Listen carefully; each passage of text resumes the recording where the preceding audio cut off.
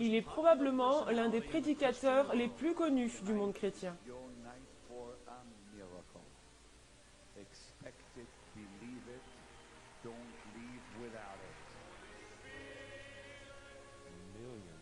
Des millions de personnes, des dizaines de millions de personnes dans le monde croient que Benny Hinn est l'un des plus remarquables envoyés de Dieu. Et ses supporters semblent lui donner leur totale confiance et foi.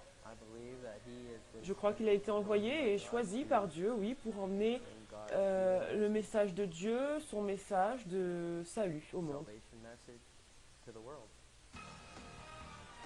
Dites ce que vous voulez à propos de lui, mais pendant ce temps, Benny Hinn anime son émission télé quotidienne. Quelqu'un vient juste d'être guéri d'un cancer de l'estomac.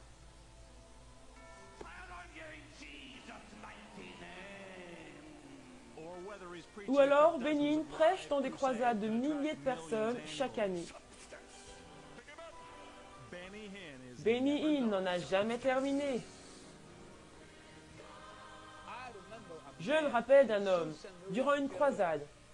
Vous savez quoi? Il a pointé un serpent devant mes yeux, devant 2000 personnes qui ont pu le voir.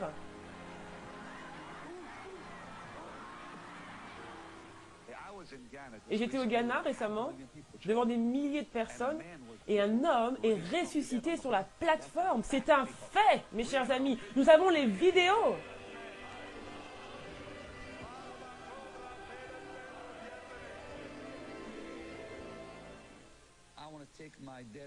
J'aurais envie de prendre mes bien-aimés qui sont décédés, de les placer devant une télévision durant ces programmes, durant 24 heures, en attendant que Dieu se manifeste et les touche.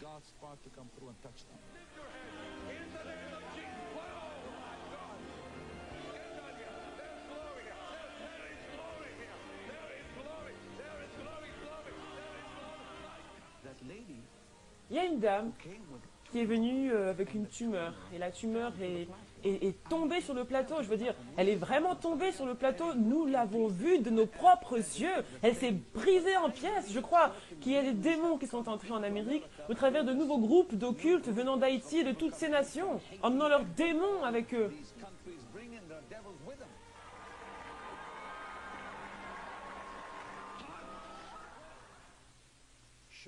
Homme de spectacle, marketiste, malicieux. Il se fait passer pour un homme religieux complet. Et je pense que s'il y avait une liste des 500 hommes qui prient pour un salaire, Benny Hinn serait Bill Gates. Il a été reporté qu'il rapporte au moins 100 millions de dollars chaque année. Ça fait un bon moment que Benny Hinn a commencé son chemin. Il est né en Israël de parents grecs et arméniens. C'était un étudiant remarquable avec une soif incroyable pour Dieu. Il en parlait la plupart du temps. Son intérêt pour Dieu, son intérêt pour les Écritures, son intérêt pour en connaître plus. Ensuite est venu le temps où il a éprouvé le désir d'être réellement engagé dans le ministère. C'était pour lui important et attirant. Cet homme était parmi les témoins du baptême de Benny Hinn et a joint la même église ainsi que le même groupe de musique religieuse. Benny Hinn était exubérant, toujours en train de faire de grands gestes, de parler. Il avait toujours un parler très zélé. En effet, ses amis disent que Benny Hinn était si dévoué que sa famille craignait qu'il ne devienne un religieux fanatique. Longtemps après, sa propre émission a pu voir le jour, prêchant à un public de Toronto et ailleurs.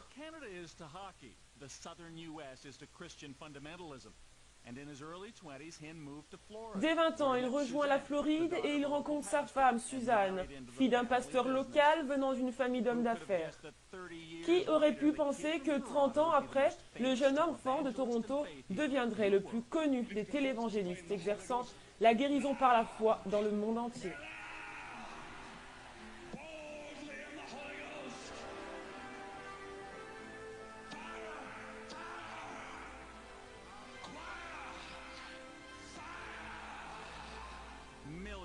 Des millions l'appellent simplement Pasteur Ben.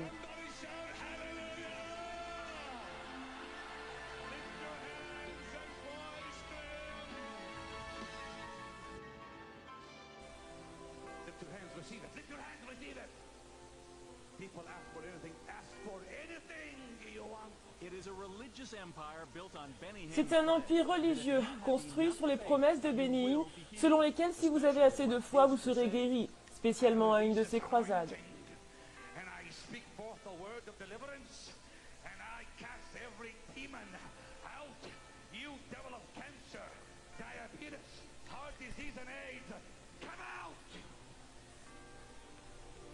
Come out. In the name of the Lord Jesus Christ, Son of the living God.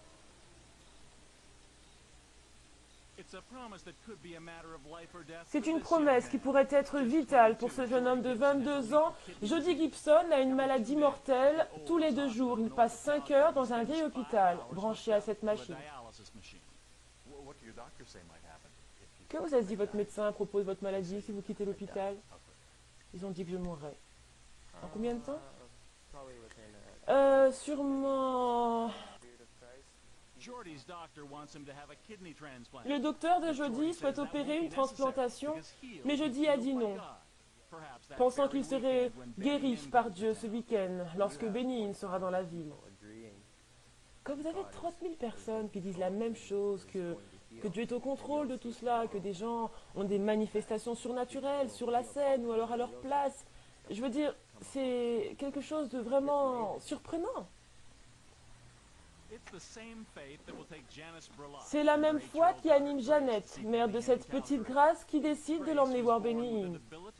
Grâce est née avec de gros handicaps. Si Jésus a guéri il y a 2000 ans, et s'il est le même aujourd'hui, hier et éternellement, selon les versets bibliques, alors je crois qu'il peut le faire encore aujourd'hui, par la grâce. La petite Grâce pense aussi la même chose. Si vous pouviez recevoir un miracle, qu'est-ce que ce serait? Me lever. just walk? Juste marcher? Is that what you want, Grace? Just to walk? Est-ce que tu voudrais, Grâce? Juste marcher? Oui, juste marcher. Que quelqu'un dise un autre Amen. Donnez à Dieu un Amen pour les merveilleuses choses de ce soir.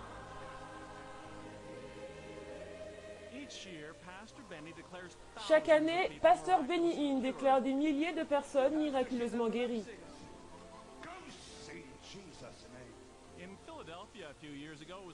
À Philadelphie, quelques années plus tôt, c'étaient les problèmes cardiaques de cet ex-champion grand boxeur de renom, Holyfield.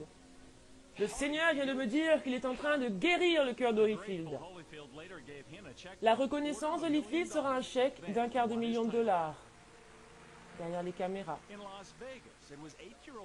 À Las Vegas, Benny Hinn prétendit avoir guéri ce petit garçon de 8 ans de son aveuglement. Il a également promis de lui payer l'école. Tu étais aveugle, complètement aveugle? Non, je pouvais juste voir de près. Je mettrai une semence à sa disposition pour ce précieux garçon. Et cet argent n'ira qu'à lui et à lui seul, à personne d'autre. À une croisade au Massachusetts, Benny Hinn prétendit avoir chassé le démon de cancer qu'un médecin avait diagnostiqué à cette dame comme étant terminale. Tout ce qu'il a fait, c'est mettre ses bras autour de moi. J'étais guérie. Je savais que je l'étais. Ça aurait été d'indiscutables histoires miraculeuses, vraiment. S'il n'y avait pas ce manque de fondement partout où le pasteur Benny Hinn va. Par exemple, que s'est-il passé lors de la conférence à Ontario, au Canada? Il en a fait mention dans son livre. Selon le pasteur Benny Hinn, après le service dans la chapelle d'un hôpital catholique local, la personne en charge de l'hôpital lui aurait demandé d'imposer les mains à tous les patients dans les chambres qui n'avaient pas pu venir au service. Est-ce réellement arrivé? Non, non, non, ce n'est pas arrivé, il ne me l'a pas demandé et je ne l'aurais pas fait. Sœur Marie-France a passé le cap des 80 années. Elle est à la retraite, mais lors de l'événement à l'Institut Sainte-Marie, elle était dans l'administration de l'hôpital. Les gens étaient dans tous les sens sous le pouvoir du Saint-Esprit. À l'extérieur, tout comme dans les chambres, on entendait des sons de louanges en toutes les directions. Cela se déroulait devant mes yeux. Pendant qu'on marchait dans l'hôpital, les gens étaient guéris. Est-ce arrivé? Non, non, non. Cela n'est jamais arrivé. Après 60 ans en tant que nonne, Sœur Marie-France dit croire aux miracles, sauf ceux que Benny Hinn décrit dans l'hôpital Sainte-Marie. Je sais que ça arrive. Oui, il y a des miracles. Je sais juste que ce n'est pas arrivé ce jour-là, ce n'est pas arrivé en ma présence.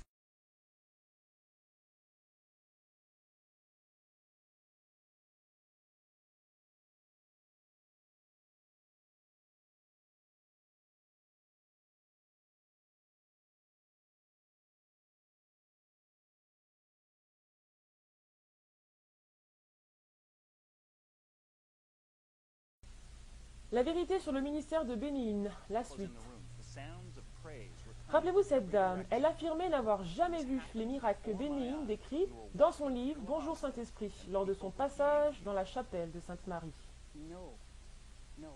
Non, non, non. Cela n'est jamais arrivé. Après 60 ans en tant que religieuse, Sœur Marie-France dit croire aux miracles, sauf ceux que Benny Hinn décrit dans l'hôpital de Sainte-Marie. Je sais que ça arrive, il y a des miracles, mais je sais juste que ce n'est pas arrivé ce jour. Ce n'est pas arrivé en ma présence. C'est ce genre de choses qui mettent l'ombre sur le ministère de Benny Hinn, la marge de crédibilité entre ce qu'il dit et ce qu'il fait, en particulier quand cela concerne les miracles. Il se trompe, oubliez ce que disent les médecins, et se trompe quand Jésus arrive, oubliez les opérations. Des caméras cachées vous montreront plus tard ce qui se passe vraiment dans ces croisades de miracles. Il dit aux personnes supposées être guéries de cancer que leur maladie ne va jamais revenir. Comment il le sait? C'est un charlatan. Il y a quelques siècles en arrière, lui et les gens comme lui auraient été condamnés.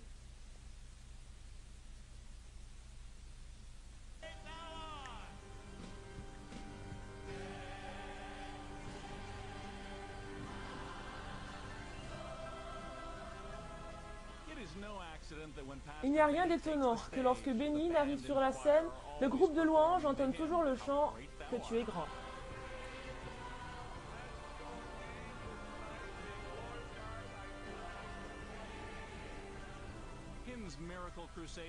Les croisades de Benny Hinn sont finalement organisées comme des conventions politiques et ça dure depuis des décennies.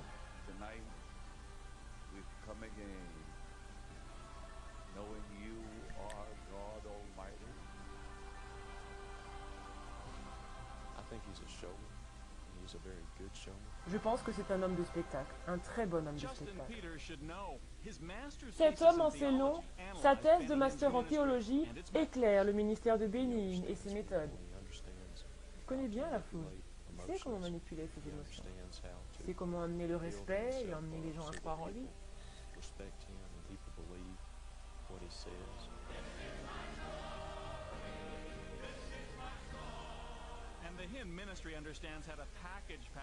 Pour cet homme, ses conférences sont aussi bien agencées pour paraître à ses émissions télé vues quotidiennement dans le monde entier. Les conférences sont publiques, mais toute demande pour filmer est refusée. Alors ces derniers mois, on a utilisé des caméras cachées à 2 conférences de Benny Hinn. À l'extérieur, des milliers de personnes attendent avant l'heure prévue. Certains attendent déjà leur miracle.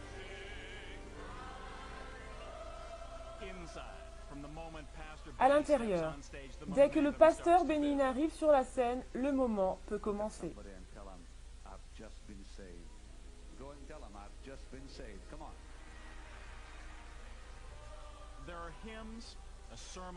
Il y a des hymnes, des sermons, un appel au salut, mais la base du fondamentalisme de Benny Hinn est la guérison miraculeuse. Tout le monde le sait et tout le monde sait qu'elle va venir.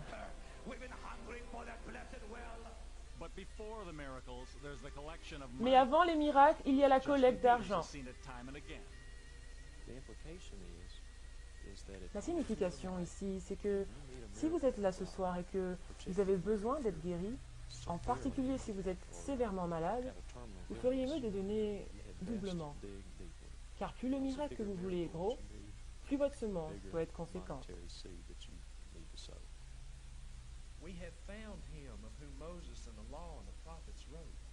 It's Jesus. Justin Peters is not only an academic, Cet homme, Justin, n'est pas seulement un académique ici, sur le sol américain. Il est aussi un évangélique lui-même, et il y a autre chose que vous devez savoir à propos de lui.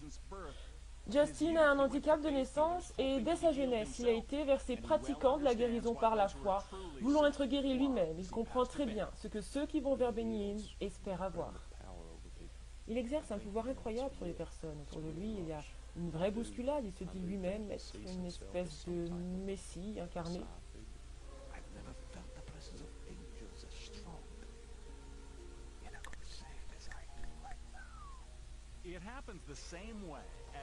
Les choses se déroulent toujours de la même manière à toutes les croisades de Benny Hinn. Pasteur Benny Hinn déclare que Dieu lui parle et lui révèle quels miracles ont eu lieu et où. Une tumeur a été guérie à ma droite. Quelqu'un sur une chaise roulante vient d'être guéri. Pendant qu'il déclare que des malades et dysfonctionnements ont été guéris de ci, de là, des gens prétendant avoir reçu leur guérison commencent à s'approcher de la scène. Le cancer ne peut pas se tenir dans la présence du Saint-Esprit. Le cancer est seulement un nom, mais il y a un nom plus grand que le cancer et c'est Jésus. Ce que vous voyez à la télévision sont les plus chanceux autorisés à aller sur scène pour partager la guérison qu'ils clament avoir reçue.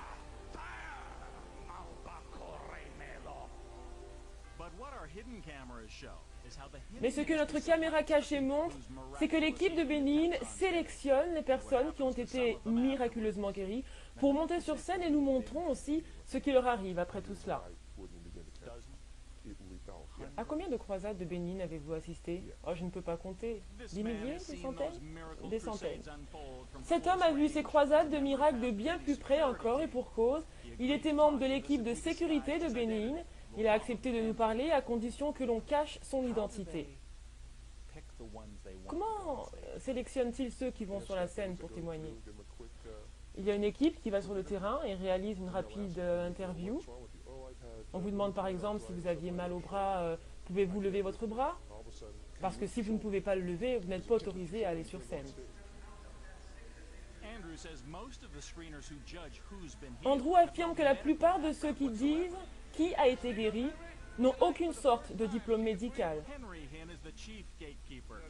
Cet homme n'a aucune formation médicale, c'est le frère de Benny Hinn. Il est l'un d'entre eux. Ce n'est pas le plus important, mais il en fait partie, il les emmène sur la scène. Selon Andrew, tout cela n'est fait que dans un seul but, tenir les vrais malades loin de Benny Hinn. Ces gens-là ne seraient jamais autorisés à aller sur la scène. Pendant cette conférence, souvenez-vous de la mère de grâce, Jeannette, elle espère que sa fille puisse recevoir son miracle. Je lui ai dit, à cause de tout ce monde qu'il y a, ma chérie, tu sais, on peut rester à nos places et Jésus agira jusqu'ici. Mais elle a dit, maman, je préfère que nous allions sur la scène à côté de Benny Hinn. Je lui ai dit, tu en es sûre? Et elle a dit, oui, maman. Avec sa fille dans les bras, Jeannette s'élance dans la foule. Comme pour les autres, après une périlleuse élancée, elle fut arrêtée et on lui demanda de s'asseoir. Grace et moi, nous sommes assis et nous avons attendu. Et Grace m'a demandé si je voulais l'aider à essayer de marcher. Elle voulait mettre sa foi en action. Alors je l'ai levé et on a essayé. C'était un moment difficile.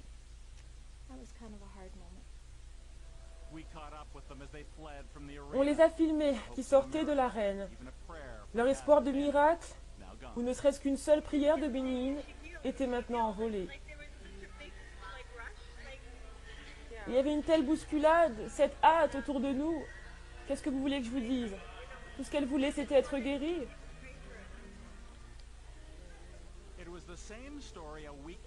C'était la même histoire une semaine plus tard à Toronto, quand Justin Peter, handicapé des jambes, a essayé d'aller plus près du pasteur Benny.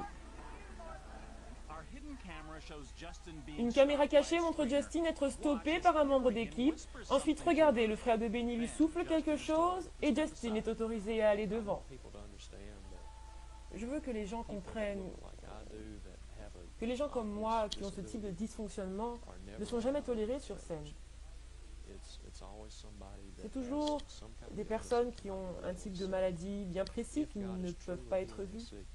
Si Dieu guérissait vraiment les gens au travers de Bénil, on devrait voir des amputés guéris, on devrait voir des personnes visiblement atteintes être restaurées. Mais ce n'est pas le cas.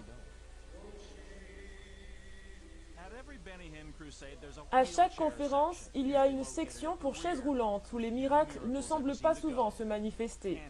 Andrew, le garde du corps, atteste que c'est une routine que de voir de telles personnes repartir malades.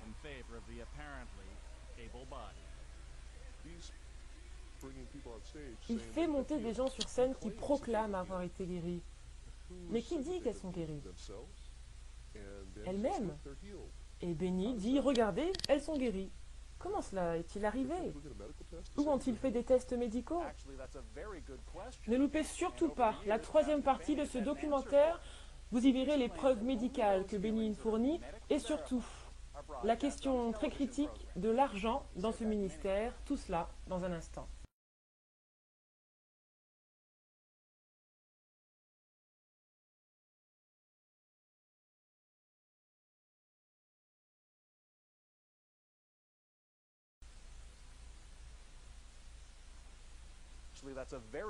C'est en effet une question très intéressante et au cours des années, le pasteur Benny a trouvé une réponse pour cela. Il déclare que seuls les cas prouvés médicalement sont diffusés lors de son émission.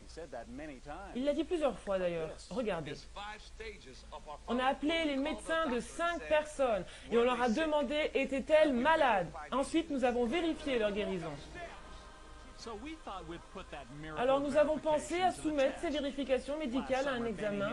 L'été dernier, le pasteur Benny a effectué un service à Toronto après 3 voyages en tout juste 24 heures.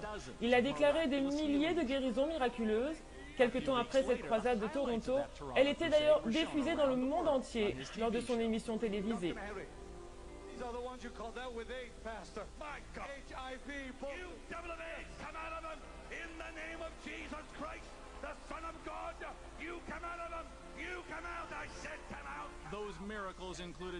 Ces miracles incluent des gens autoproclamés guéris du sida,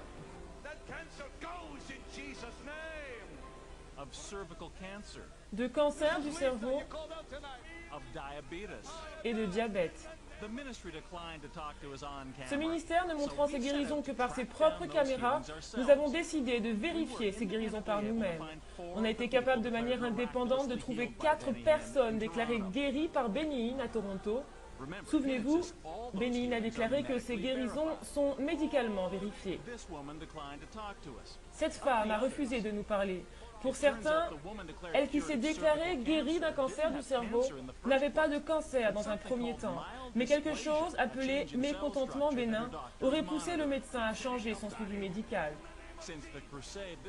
Depuis la croisade, cette atteinte du diabète a connu une aggravation de sa maladie et elle a été hospitalisée. Après un test à l'hôpital, la femme au centre a toujours le sida. Alors qu'est-ce qui se passe réellement ici? Est-ce de la tromperie, de l'hypnose? Après des recherches, Justin Peter en est arrivé à cette conclusion. C'est une question d'impact de l'esprit sur le corps. On vous pousse à croire vous-même que vous êtes guéri et vous vous sentez mieux sur l'instant, mais ensuite, après l'euphorie, les symptômes reviennent. Ils reviennent toujours. En effet, rappelez-vous les soi-disant miracles dont on vous a parlé plus tôt. Benny proclamait qu'ils avaient eu lieu. Eh bien, il donnait de faux diagnostics. Un interne de la clinique en charge d'Holyfield affirme que le boxeur n'a jamais eu de problème cardiaque. Le petit William, partiellement aveugle, l'est toujours. Et selon sa famille, après 3 ans, ils n'ont toujours pas vu le moindre sou d'aucun ministère. Et peu de temps après que je lui ai parlé, la dame malade du cancer en est morte. Et quand la croisade mentionnée plus tôt s'est terminée, Jeannette et sa petite fille sont rentrées à la maison. Elle a pleuré et m'a dit qu'elle était très déçue. Mais en même temps, je n'ai pas perdu tout espoir. Je ne perdrai jamais l'espoir de croire qu'un jour elle marchera.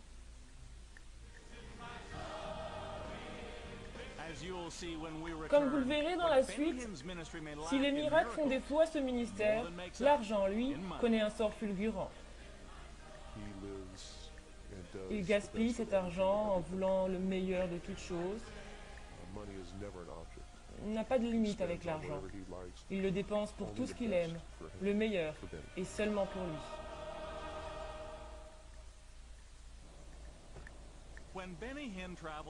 Quand Benny Hinn voyage pour ses croisades autour du monde, c'est toujours en première classe, escorté par des gardes du corps qui sécurisent chacun de ses déplacements, sans compter la police payée presque partout où il va. Quel que soit l'argent que vous avez, vous ne l'emmènerez pas avec vous. Le design de son ministère compte en or 34 carats. Ses costumes se font faire à Beverly Hills pour plusieurs milliers de dollars la pièce. Pour un homme qui a dit un jour « Où est-ce que dans les Écritures est-il écrit que je ne dois pas conduire une Honda ?»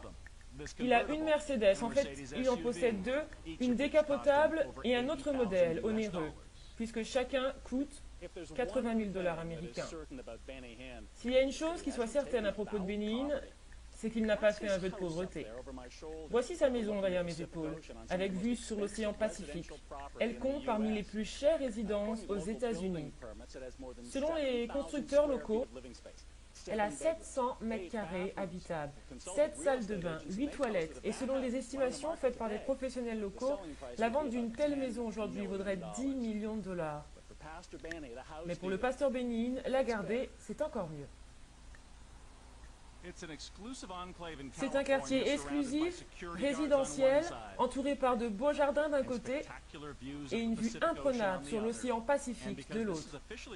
Et parce que la maison est enregistrée officiellement comme celle d'un pasteur résident, le ministère paye toutes les charges, notamment les factures d'électricité et taxes de propriété, sans compter le jet privé pour lequel le ministère paie et les 7 salaires qu'on lui paye.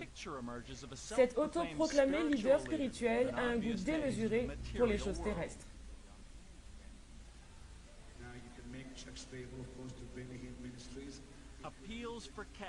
Des montagnes de cash sont entre les mains des hommes de Benny Hinn Ministry.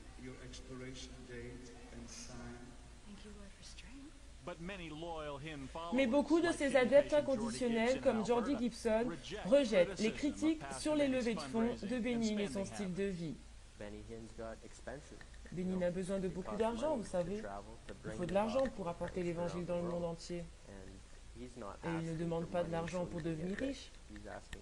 Il en demande pour pouvoir continuer d'apporter le message, un message de guérison, de salut dans le monde entier.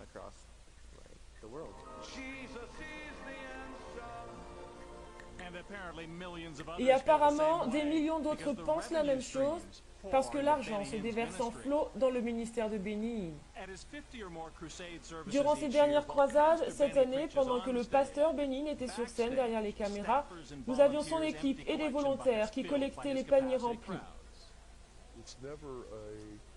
On ne disait jamais « Oh, c'était une grande croisade, Dieu a sauvé beaucoup de monde » ou « C'était une grande croisade, Dieu était présent avec nous ». C'était plutôt « C'était une grande croisade, on a fait un demi-million de dollars ». Andrew a vu ces croisades de l'intérieur dans l'équipe de sécurité. Savez-vous à peu près en moyenne combien le ministère collecte après chaque croisade? Des centaines de milliers de dollars. Je crois que le plus grand chiffre que j'ai jamais vu là-bas en une soirée, ça devait être 700 000 dollars. Ceci sans compter les donneurs partenaires du ministère qui disent donner au moins 30 dollars chaque mois et il en a des centaines de milliers. À compter également le point marketing et vente du ministère, opérationnel durant les croisades ou online, les livres, les vidéos de Benny Hinn, des Bibles. Benny fait vendre ses autographes sur les livres ou sur les Bibles. Des fois, il signait 30 Bibles et il disait « Je me suis fait 300 dollars ». Il était presque euphorique. Combien tout cela fait-il? Eh bien, on ne le sait pas, parce que concernant les taxes, ce ministère, en tant qu'organisation religieuse, n'est pas obligé de rendre ses finances publiques. La majorité des prédicateurs de grandes églises acceptent de dévoiler ces informations volontairement. Pas Benny Hinn. Mais il y a autre chose à considérer ici. Il y a 2 ans, Benin a organisé une levée de fonds par courrier. Il explique qu'il y a une baisse de donations de 10% ces 6 derniers mois. Il a besoin de 2 millions de dollars pour compenser. Faites le calcul, si cela est vrai, cela voudrait dire que selon ses propres chiffres, Benin dépense plus de 200 millions de dollars américains par an. Et parce qu'il est enregistré comme organisation religieuse, tout cela est dépourvu de taxes. Maintenant qu'on a vu combien ce ministère gagne, nous allons montrer combien il dépense. Ce qu'il dit encore et encore est ceci. Ce que vous donnez ne va jamais à Bénin. Jamais. Je n'ai jamais touché un centime de tout ce qui vient par la télévision ou les offrandes de croisade. Et ce que je veux que vous fassiez, c'est une offrande qui sera utilisée dans le ministère pour répandre le message de guérison au monde. Andrew a voyagé avec Benin dans le nord de l'Amérique ou ailleurs. Il gaspille l'argent pour avoir le meilleur de tout en toutes choses. Il n'y a pas de limite avec l'argent, il le dépense pour tout ce qu'il aime. Seulement le meilleur pour le Bénin. Dans le passé, il aurait été tout simplement impossible de vérifier si Bénin dit la vérité quand il prétend ne pas toucher un seul centime de l'argent qui va à l'œuvre de Dieu. Mais plus maintenant, le 5e État a obtenu des dossiers financiers confidentiels sur la gestion interne du ministère, délivrés par des gens de l'intérieur qui pensent que le monde devrait savoir ce que Bénin fait de cet argent. Les documents en disent long sur le style de vie dans lequel Béni aime vivre. Vous aurez la suite de ce reportage dans la 4e partie.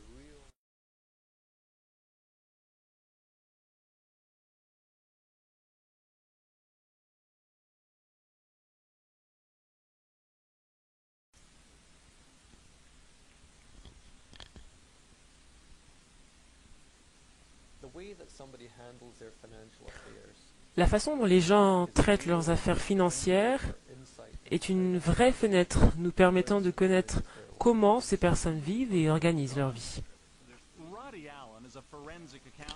Rudy Aaron est spécialiste dans l'expertise de faux documents et des affaires d'escroquerie. Nous lui avons demandé d'examiner les dossiers du ministère, les dépenses et les dossiers de voyage. Il aime la grande vie et pour une situation où j'aurais été officiellement en charge d'un dossier comme celui-ci, avec suspicion de fraude, j'aurais arrêté d'étudier les articles et me serais empressé de lui faire passer un entretien, parce que pour moi, ces dépenses sont bien au-delà de ce qui aurait été jugé raisonnable en ces circonstances. Nous fixons notre attention sur un voyage en juillet 2003. Durant sa croisade à Saint-Pétersbourg en Russie, ce document montre qu'il a résidé dans un hôtel 5 étoiles où il a payé pour les choses les plus somptueuses. Mais ce qui est vraiment intéressant, c'est ce qui est arrivé quand la croisade est terminée. Pasteur Béni et sa famille, les gardes du corps et les membres de son ministère ne sont pas rentrés à la maison. En fait, son jet privé est allé dans la direction opposée, en Italie, à l'hôtel Savoie de Milan. Il a apparemment utilisé la chambre 1001 et le prénom est Joshua, mais c'est le nom que Béni utilise sur les papiers. Voici la chambre 1001 à l'hôtel Savoie. Ce n'est rien d'autre que la suite présidentielle. Cet hôtel proposant des suites est sûrement l'un des meilleurs hôtels au monde. Ce n'est pas une blague, il présente les plus grandes suites de toute l'Europe, avec leur propre piscine chauffée. La nuit ici s'élève à 10 000 $ américains.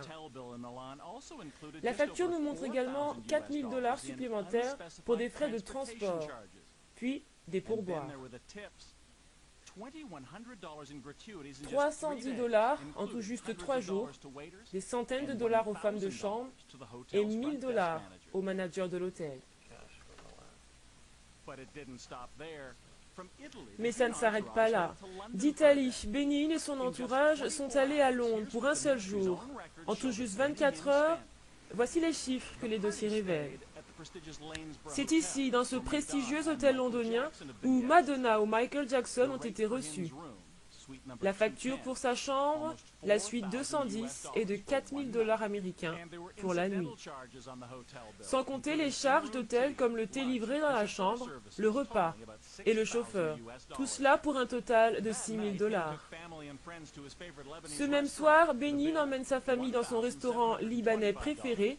La facture, 1725 $ et 67 cents. Il y a eu des pourboires à Londres également, 3000 $ en un seul jour, à inclure un pourboire de 1000 $ au concierge. Finalement, il y a eu un arrêt au magasin Harrod, où 2000 $ ont été payés pour divers aliments et fruits. Le voyage de Benin devait être assuré. Andrew déclare qu'en plus de cela, il y avait le coût de l'entretien de l'équipe du ministère et des gardes du corps qui voyagent avec lui. Il pouvait dépenser 35, 40 000 $ en une journée pour les salaires, probablement plus d'ailleurs, pour 10 personnes. Tout cela peut atteindre un total de 200 000 $ ou plus pour juste ces 4 jours. Ces dossiers ne nous montrent que des tranches de la gestion financière à l'intérieur de Benin Ministry, mais ils soulèvent quelques questions pour un homme qui prétend ne pas mettre le moindre centime envoyé par la télévision et les offrandes de croisade ailleurs que dans l'œuvre de Dieu. Mais qu'est-ce qui justifie tout cet argent dépensé en Italie et à Londres, où il ne se tenait aucune réunion ni croisade, juste une note parlant d'une escale non spécifiée après celle-ci? C'est bien peu pour justifier que tout cela concernait les affaires officielles du ministère, mais c'est pourtant ce qui arriva. Il est très dur de justifier de telles dépenses, même dans le cadre de ses objectifs de ministère. Il n'a aucune raison de dormir dans les meilleurs hôtels de Milan, ni dans le meilleur hôtel londonien. On peut se sentir obligé de donner un certain type de pourboire, mais ça ne doit pas être forcément le plus grand pourboire que l'hôtel ait reçu ce jour-là. Et selon Roddy Aaron, cet incroyable recours à l'argent liquide pourrait être, là encore, une autre pratique inhabituelle dans les affaires de Benin Ministry. Le document contient des milliers de chèques pour dépenses courantes, bien qu'il n'y ait rien de très courant dans ces dépenses-là. Un chèque de 5200 $ à un assistant de Benin, aucun détail sur le motif. Un autre de 25 000 $ à une compagnie, à 30 mètres de chez lui, sans mention non plus. Il y a l'argent distribué à sa famille. En tout juste un mois, en 2003, de multiples paiements atteignent la somme de 33 000 $ pour le pasteur Benin et sa femme. Encore une fois, aucun détail n'est donné sur la raison de ces dépenses. Juste quelques jours avant son pourboire de 1000 $, cette fois-ci, il donne une explication à une dépense, 20 $ donnés à une sans-abri avec un bébé, enregistré dans les factures du ministère. Il est possible que Benin puisse expliquer ce style de vie extravagant, ses dépenses de voyage et tout cet argent dépensé, mais s'il y en a une, il ne nous l'a pas révélé, et ni à toutes ces personnes qui lui envoient de l'argent chaque année. Pasteur Benny, nous nous sommes rencontrés à une croisade à Buffalo. Oui. Je n'avais jamais eu la chance de vous parler. Comment allez-vous? Très bien. Comme Benny nous a refusé une interview, nous avons filmé en caméra cachée à l'hôtel de Toronto. Si vous prenez l'argent, tout cet argent, de personnes comme celles qu'on a vues lors de la croisade ou le week-end dernier, pourquoi ne voulez-vous pas, comme beaucoup d'autres personnes le font, comme Pat Robinson ou Billy Graham, révéler les informations qui pourraient prouver que ce que vous dites est vrai? Révéler des informations sur le ministère? Oui, des informations financières en particulier sur votre ministère. Je vais vous dire pourquoi. Pourquoi ne m'invitez-vous pas à venir sur CBC? Je serais heureux de venir. C'était mon dernier mot. Venez ce soir, je ne peux pas. Mais après avoir entendu pendant des semaines qu'il ne voulait pas nous parler, on a décidé de lui demander tout de suite les preuves des miracles. Ce qu'on voudrait, ce sont des preuves médicales. On veut avoir l'état initial des patients, si cet état a radicalement changé, et si ce changement continue. Nous voulons voir les patients et avoir accès à leur docteur. Je pense que tout le monde serait d'accord pour dire « ce n'est pas un problème ». Écoutez, j'ai donné des interviews pour HBO, CNN, je n'ai aucun problème à le faire avec CBC. Je n'ai vu aucune forme de preuve médicale à toutes les interviews que vous avez données. Rien ne prouve l'existence d'un seul de ces miracles. Il y a une chose à laquelle je crois, et vous non. Je sais que vous le croyez, Mais vous avez aussi dit que vous ne mettez à la télévision que des cas vérifiés médicalement. Vous savez, alors tout ce qu'on veut, c'est voir les fondements de ce que vous avez dit. Écoutez, on a fait tout ce qu'on a pu en tant que ministère pour ouvrir un département, pour avoir des gens qui sont examinés. Vous vous rappelez du petit William de Las Vegas? Vous avez dit, quelques années en arrière, que vous alliez mettre des fonds à sa disposition, qu'il irait à l'université.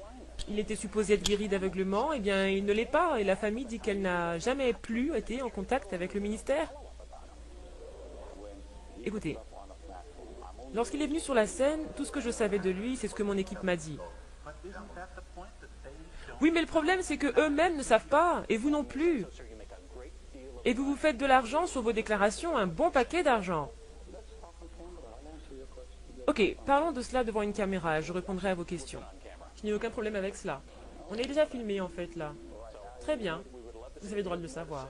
Est-ce que vous avez autre chose à dire devant la caméra? Je suis désolé d'apparaître aussi fatigué. Peu après cette révélation, Benin et son entourage nous ont dit au revoir. Je vous appelle, je vous promets. On a parlé à la femme de Sainte-Marie qui a dit... Benin promit d'appeler, il ne le fit pas. Retournons à une croisade, souvenez-vous, ce jeune homme, il a assisté aux réunions de Benin ces derniers mois en tant que placeur et quand on lui a rendu visite 2 mois plus tard, il attendait toujours son miracle en continuant de résister au conseil de son médecin de se faire greffer un nouveau rein.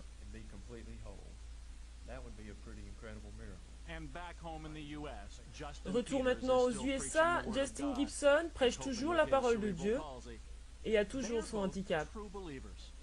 Comme vous le voyez, il y a beaucoup de chrétiens avec des points de vue différents sur Benin. Je me suis souvent demandé si Benin sait qu'il est un imposteur ou s'il est lui-même trompé. Je ne suis pas sûr. Je pense qu'au début de son ministère, il a dû avoir d'honorables intentions, mais qu'il a été intoxiqué par l'argent et par le pouvoir.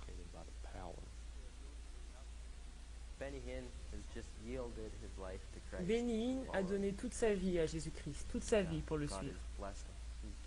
Et Dieu le bénit, il lui a donné des dons, sa grâce, afin d'apporter son message de guérison. En définitive, ce que vous pensez de Benin n'attaque pas ce que vous croyez, mais en qui vous croyez. Nos derniers mots, nous les laissons au pasteur Benin. Regardez-moi dans les yeux. Venez ici, zoomez sur mes yeux. Allez, regardez-moi dans les yeux. Je ne vous ai jamais menti. Jamais. Je ne le ferai jamais. Je préférerais mourir que de mentir au peuple de Dieu.